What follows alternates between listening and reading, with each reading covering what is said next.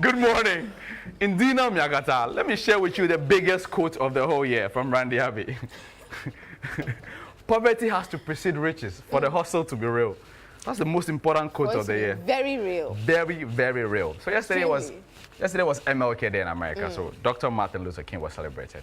One of his quotes is, "It's always the right time to do the right thing." And it's a Tuesday. Try to do the right thing today. In Jesus' name, say amen. Definitely is an amen. But you're welcome to our show. It's our Business Tuesdays right here on GMG. Plus, I hope you're ready for us. Well, they say value, okay, the value of idea is not when you just have the idea. It's actually when you make that idea happen. What am I talking about? I mean, if you have an idea today and you feel, oh, it's a great idea, I have this idea, and you don't make it happen, it just remains an idea. It just remains an idea. And so today I urge you all, don't just let it be an idea. Make sure if it's an idea, envision it, visualize it. I mean, have it in your mind, know exactly what you want to do. Work towards that idea. Once you work towards that idea, you definitely, or that idea will materialize. And then you can say, yes, I had an idea and this idea is such a strong one and I made this happen. And so to all entrepreneurs, to every young person out there, you're wondering what to do with yourself. You're wondering, you have an idea of a business. You don't know how to start. Well, today we'll talk about the startup businesses. Yes, the businesses of a startup. It's very important, you know, if you're an entrepreneur out there, you're wondering how to start up your business. We're talking about it right here. And also the business of entrepreneurship and investment. All of it on our Business Tuesdays. But before I go to King, see, big shout goes out to everybody who watches us, who always send us messages and say you inspire us a lot, we learn a lot. Absolutely. Me, myself, every day on the show, Absolutely. I get inspired. I get inspired every day of the show. My name is Jackie. My name is Ken. It's a beautiful day to be productive because according to research, Tuesdays are the most productive days for many employees. So it's a beautiful, productive day. Quickly, let me inspire you with a story of Ralph Lauren. He was a high school dropout in Bronx, but he actually finished high school, but he was a college dropout in Bronx. He started working at a shop called the Brooks Brothers. Then he thought that men might be ready for bright, bold neckties. And oh, was he right. In the summer of 1967, he sold over $500,000 of neckties. And the next year, he started a company called Polo. The polo shirts you wear is by Ralph But of Lauren. course, I love this red You do? tie. It's amazing, yeah? So you're ready for a bright Ralph style. Lauren, absolutely amazing. So, after the break, two very important interviews. It's our Business Tuesdays. Welcome to our program. But yes, do get interactive with us. It's very important. We do the show with you at home. Our text number is active. Our WhatsApp number is active, 055 30034, 055 30034. And on social media as well, at Metro TV GH on Twitter, on Instagram, and on Facebook. We're not gone yet. We have two great interviews. Two interviews that will change your life. Don't go anywhere. Your life on GMG Plus.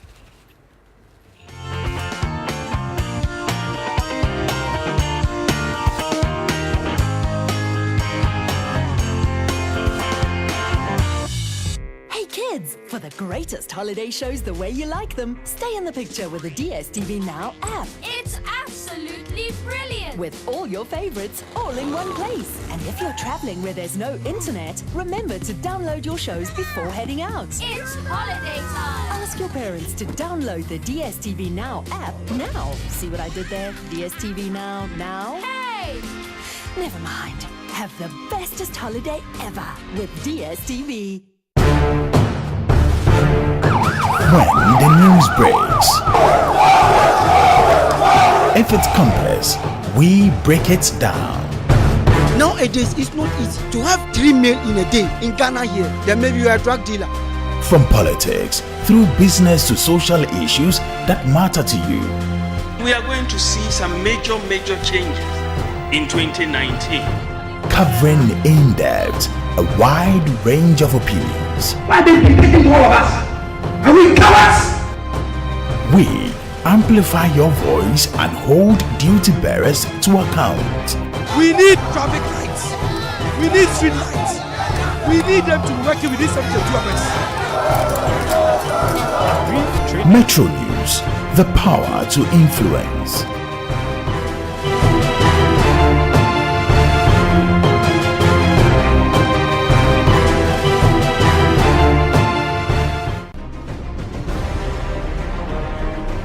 Ghana's reputation as the gateway to Africa underlies the presence of a huge number of foreign missions in the country.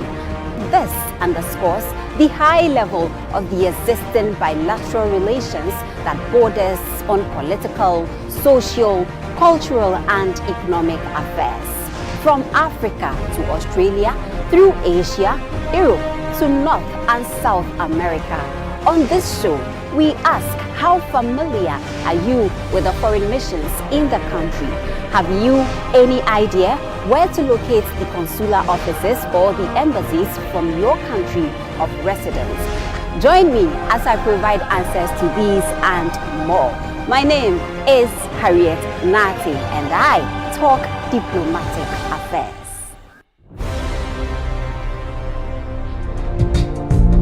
Diplomatic Affairs, Sundays at 6:30 p.m. on Metro TV.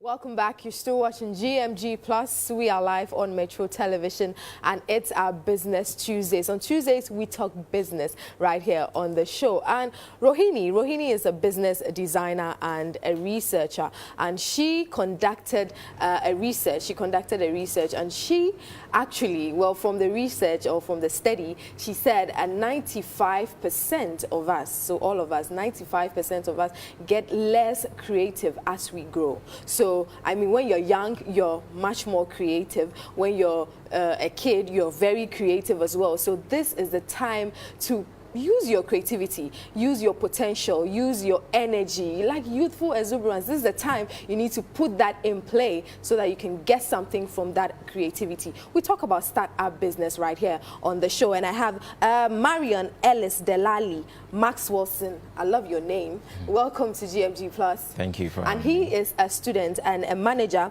of Acro High Tech. Acro High Tech. He's a manager of Acro High Tech, and we'll find out what Acro High Tech is all about. But he's a student at Ghana Telecom. Thank you. Right? Yes, please. How's school, first of all? School is good. So you've left school and you're coming, or you're on vacation? No, we just started this year. You just started? Yes. But how are you doing? How have you been? Great, by God's grace. So, I mean, when we say Acro High Tech, what are we talking about? What is Acro High Tech? Acro High Tech, first of all, we see ourselves as a group, but we are mainly into IT stuff. We do web design, app design, and other stuff, computer engineering and stuff. Yeah, but we're also made up of students. Okay. Who are passionate. How many students? About 7. 7 students. Yeah. Okay. So you guys formed Acro High Tech, but tell us about it. What do you do at Acro High Tech? We create an environment for people to also live their passion, and we also focus on the youth. We empower them. When you say you create an environment, what are you talking about? We are trying to inspire people to go into entrepreneurship, because, like you said, most people now, or about 95%, grow less innovative as to grow up. But we want to solve that issue. We want people to start to go into entrepreneurship. And to be an entrepreneur, you need to be innovative. You need to have a passion. And you have to have that the passion is a drive. Because if you focus on something else and that fails, you're going to fall all the way or something like that. So first of all, we inspire people. We organize trainings and stuff for the youth, mostly in deprived areas.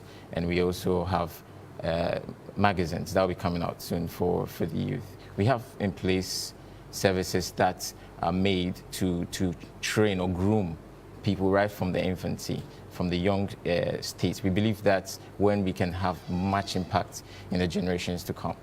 But first of all, why this idea? Why Afro High Tech? Acro High Tech.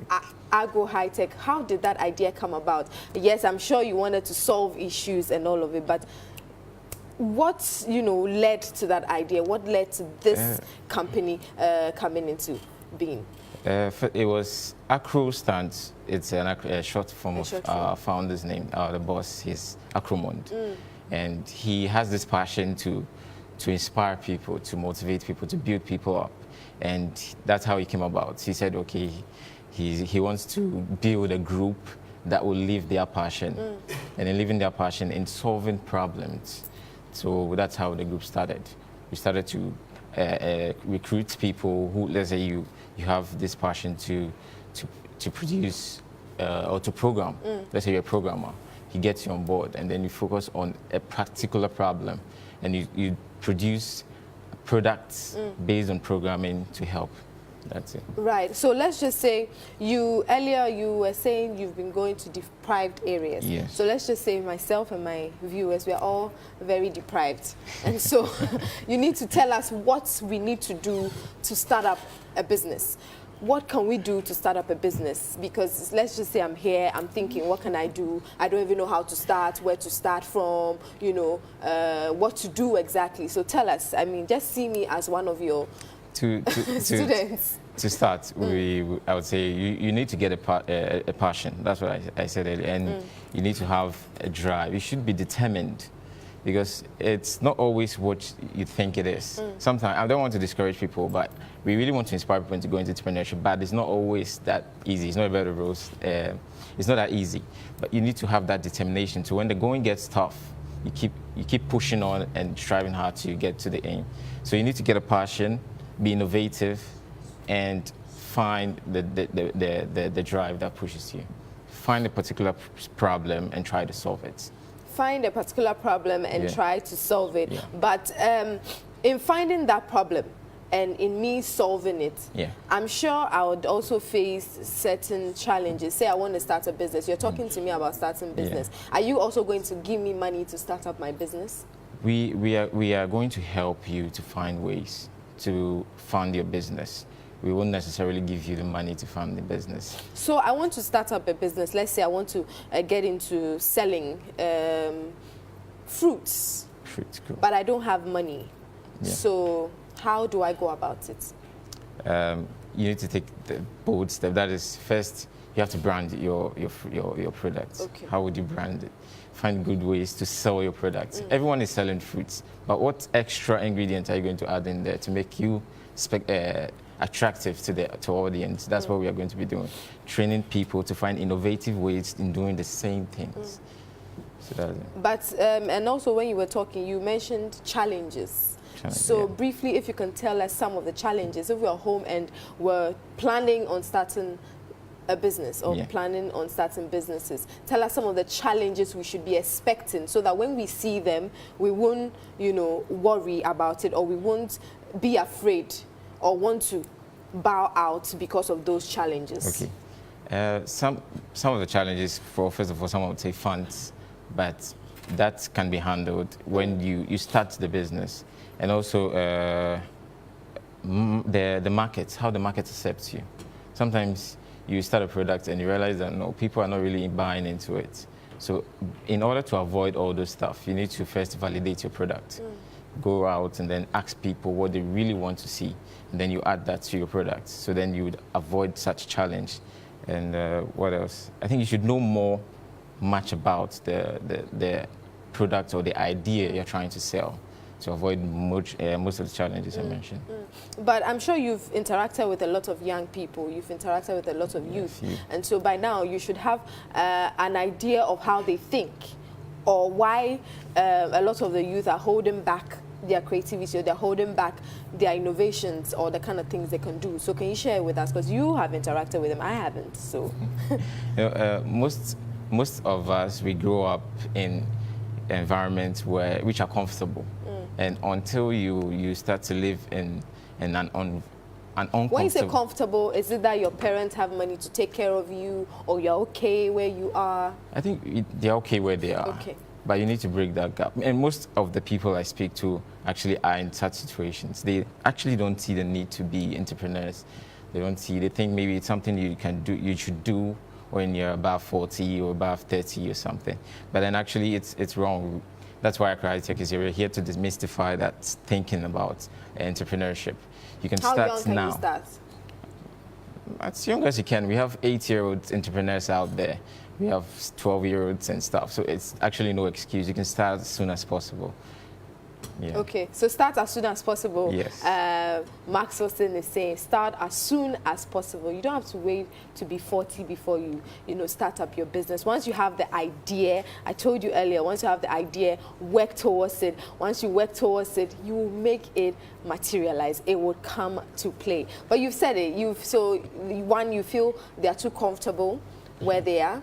Yes. That is one, and that is the key thing. Two, they have to be innovative. They have to be innovative. So a lot of us are not being innovative. Is it because of, how school is? When you start going to school, the kind of things you're interested in, it's like you can't even do them anymore because you're in a math class, you're in elective math class, you're in biology class. Probably that's not what you want to do. Yes, that's the issue, because most of us haven't discovered our passion. When you discover your passion, your passion is something that you love to do. It's not something that you are being forced to do. So it gets to a point where when the going gets, like I said, when the going gets tough, you need to rely on some sort of inspiration, and that's the drive that's going to push you through. Because, for instance, we have doctors that are not actually. If Bill Gates, he first started as a lawyer, but then he dropped that and then started to follow his passion, and then now we have Microsoft. So if people are ready to follow their passion, I think Africa is going to go far. Right, but so can't I be a lawyer and still be an entrepreneur? You can be a lawyer and still be an entrepreneur, because Should I necessarily have an interest? Well, probably I just want to do business. Do I have to have a passion? I want to explain it well to you. Do I have to have a passion in fruits or love fruits before I, want to sell fruits? Yes. Can't I just get up and say, I want to sell fruits? You have to love it, because if you don't, you wouldn't actually do it. It's something about entrepreneurship. It helps you get the determination that you need to continue during the tough times. So you need to love it, otherwise you would quit or end. You need to love it or you would quit. He's saying, well, we don't want to quit, and I don't want you to quit as well. So I hope you've taken note of some things you need to do. Be innovative, be creative, be open-minded as well. Open your mind to everything, and also have the passion for whatever it is that you want to do. But finally, where do you get your funding from? Because I see you do a lot of things, and you're doing a lot of things on charity basis and all of it. Yes. So where do you get your funding from? Because it looks like all of you are students as well. Yeah. We actually found ourselves and also donations. So we found ourselves and also create some side attractions that generate revenue for our social services or activities. You guys are really some good businessmen.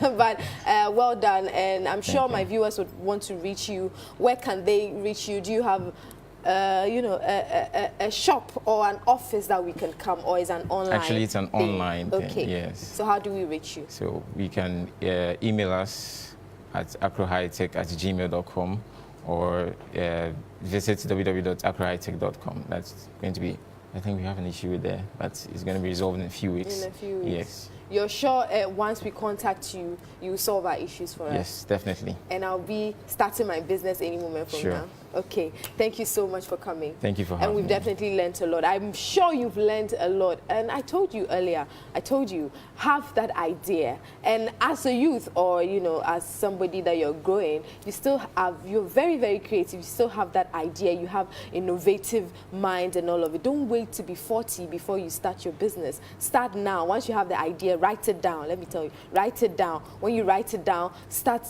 visualizing it. Visualize what you want to do. When you do that, start working towards it. When you work towards it, it would happen for you. That is the spirit of an entrepreneur. That's the spirit of a businesswoman and a businessman. Well, I hope you've learned something. Well, Kin is up next. We're talking about the business of entrepreneurship and, of course, investment right here on GMG Plus. Don't you go anywhere.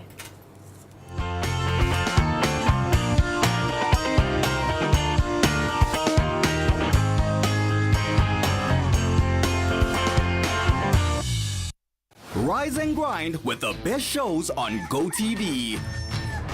Museums remain a mystery. Every Friday is a new day to brush up on history. So what's the truth behind this lost masterpiece?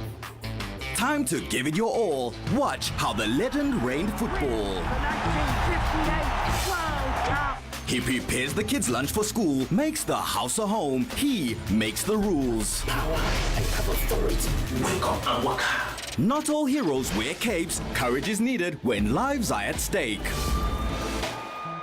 Stay connected with GoTV Plus and GoTV Max to kickstart your day. We are your early bird entertainment. GoTV, live it, love it.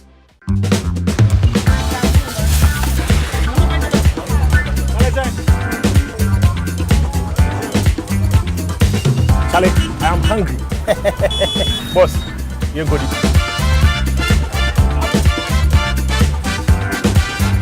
The traditional and everyday foods right here in Ghana.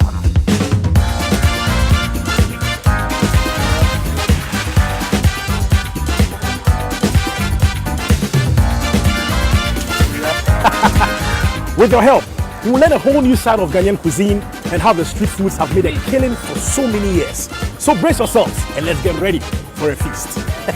Chop chop! Yeah, buddy! Yeah, good news!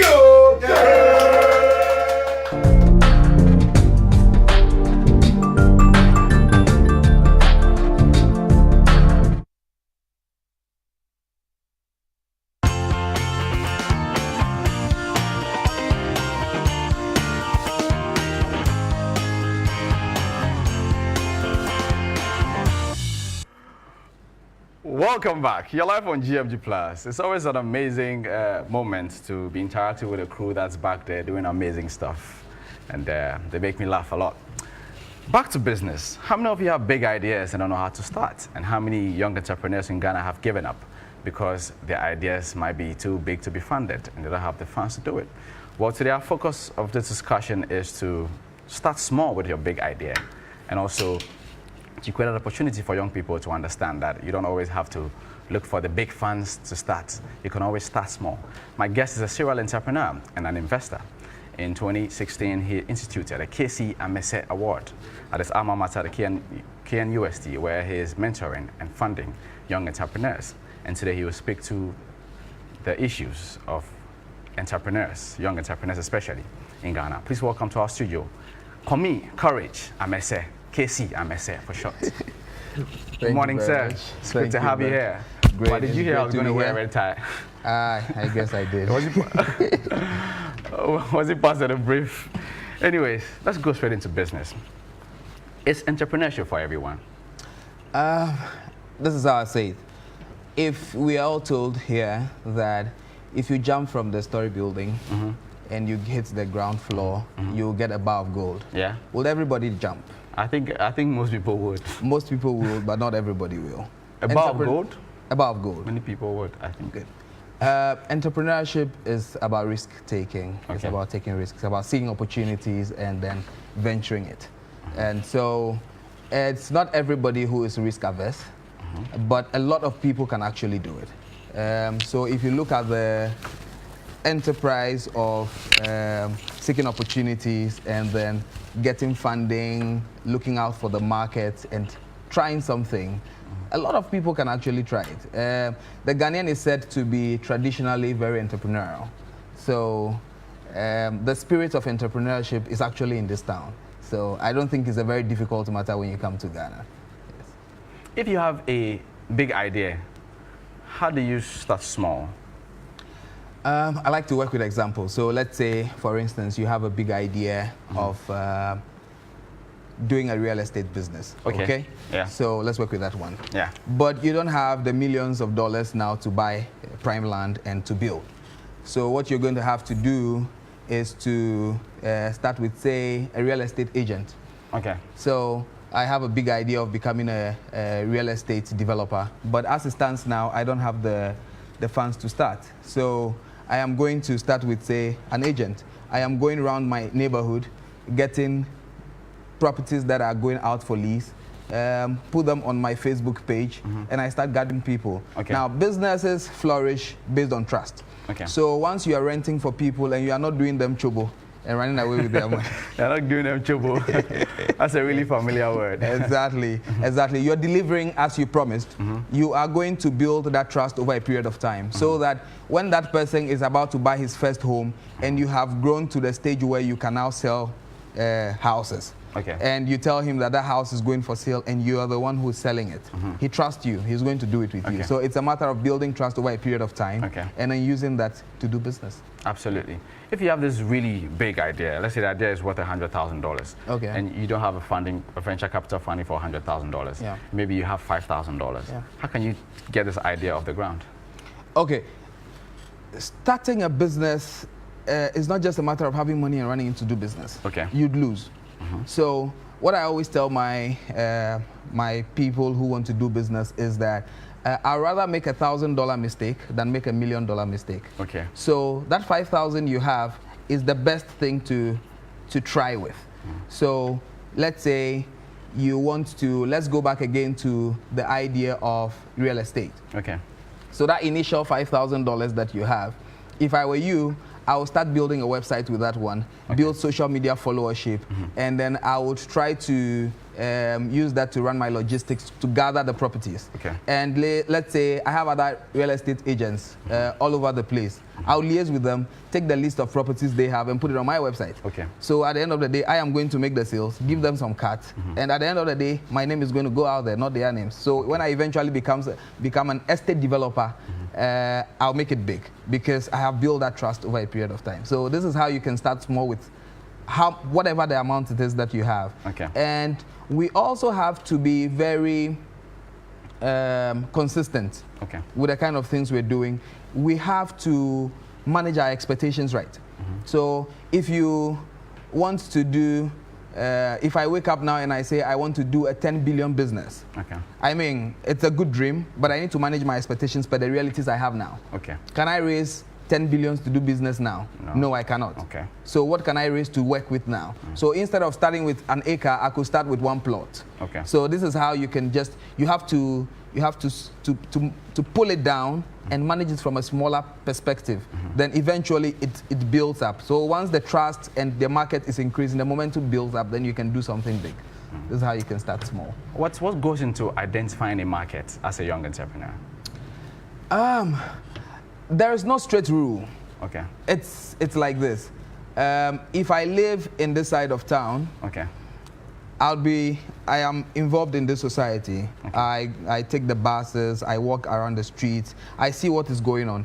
If I see filth is one of the challenges we have in this community, then that filth gives me an idea of a business, which I could use to, which I could get a market with. So let's say you live in a community where people don't wear slippers. Then you have a new market of prospective shoe buyers. That's how it works. So it depends on the society you live in. So somebody is dealing with filth, other people are dealing with psychological problems. Maybe you live in a society where young people smoke cigarettes a lot. They want to quit but they cannot. So how do you get electronic cigarettes and sell it in that community? So that is a business. Or maybe it's time for you to start a counseling business. Exactly, you could start a counseling business. So that is how you can do it. So it is per the community you find yourself in and per the social settings that are around you. That is what will determine what kind of market you can get for it. So look around your environment and identify a challenge that you can serve. Always look around your community, and there's always an opportunity for anyone to make money. In recent times, the go-to area has been agriculture. Agriculture. Agri pays. Agri is paying. You have ventured into agriculture, true? Definitely. Is agriculture paying? I've always told my friends that I want to retire farmer. You see, this is the thing. This is another challenge.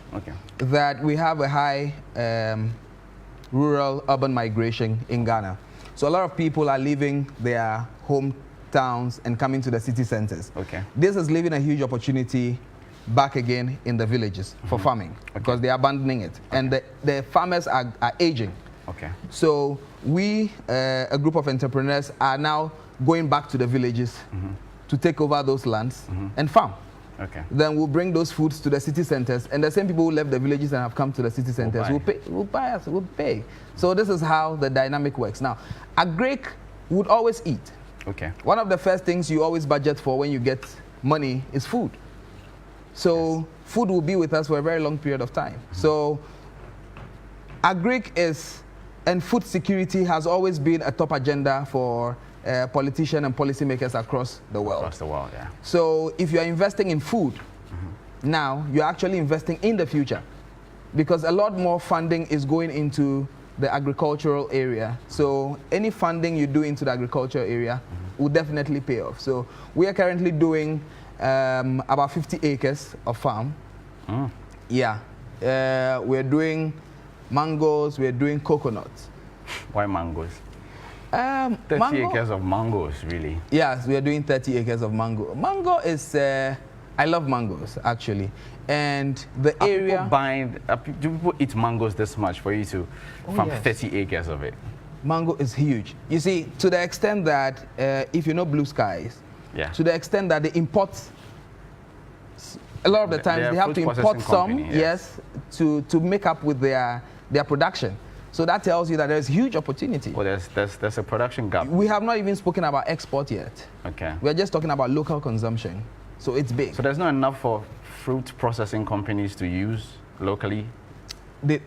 As it stands now, a lot of them are running deficit. They need more. So where do they import this extra, maybe mango or pineapples from? They do Burkina Faso, they do Cote d'Ivoire. Yeah, they are doing the neighboring countries. So they bring them into their production house and they convert them into the juices that we buy. So your mango is sold? Sold, actually. Give me this economics of the mangoes, 30 acres. What goes into creating a 30 Are you ready to blow your mind?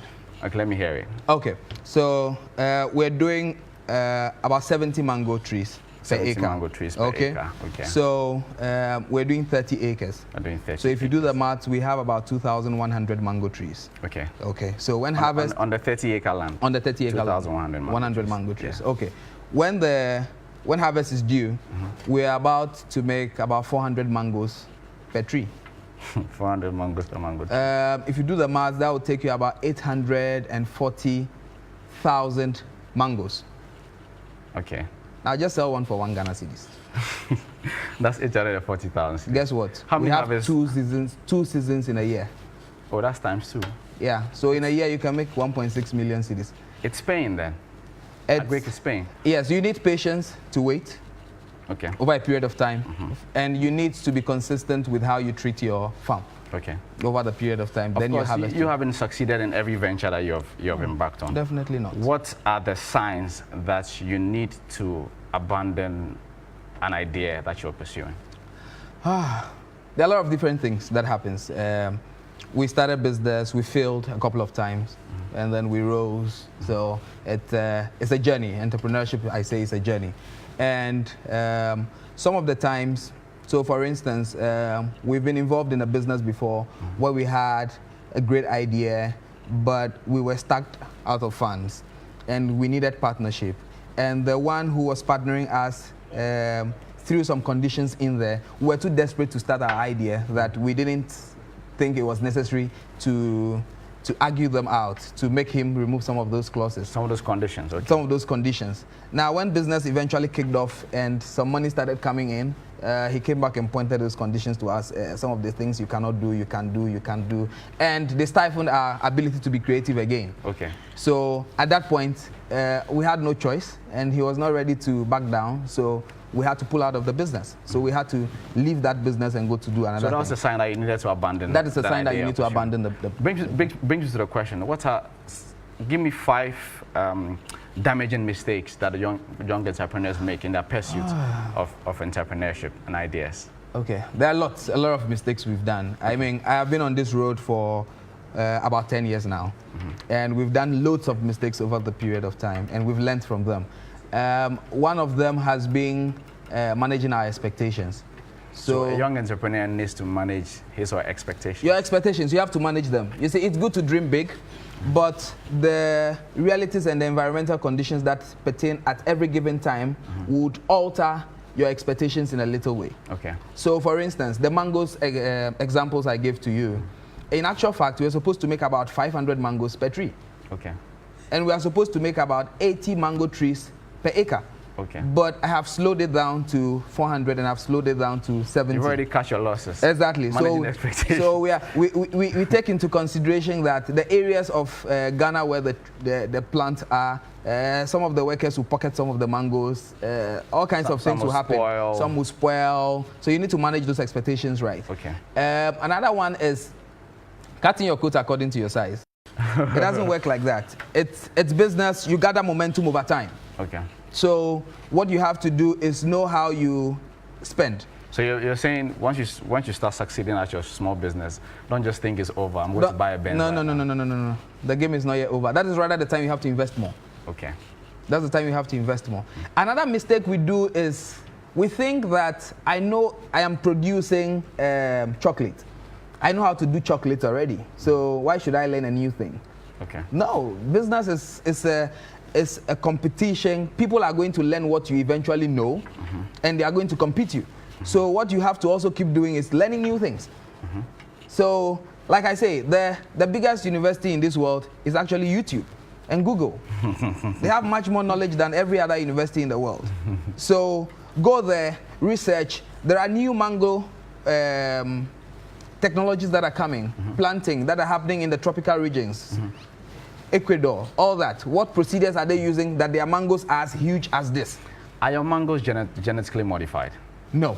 They're not? They are not. Are you worried about, are you worried about, I mean, other farmers GMOs. who are growing GMOs? I understand where policy is directed us. Okay. For instance, we are worried that, policymakers are worried that if we should go organic the same way over a period of time, considering the population growth of the world, we might get to a point where we don't have enough food to feed our people. So to make up for that, we need to modify certain foods so they don't get spoiled, so they can produce bigger, so things like that. And the chemicals that are used to make sure that the yield comes faster. So these are all kinds of things that are happening. These are policy directions. But for me as a farmer, I am not doing any GMOs. As a farmer, I'm interested in the health of other people. I am interested in the health of the other people. I wouldn't say that GMOs are not healthy. I don't want to be sued. I'm sorry. But but it's the direction we have decided about GMOs on the show. People have come to speak, and mostly the argument will be that they are not healthy. So that's why I believe I'll leave that for the scientists and the research people. Finally, you have a philanthropic organization at your alma mater, KNUST, that seeks to mentor and fund young entrepreneurs. What's the criteria for someone to get in? Criteria. Okay, so this is what happened. We've had relationship with KNUST for a couple of years. And then we thought of taking it to the next level. Instead of just going there, delivering big speeches, motivating people, why don't we establish something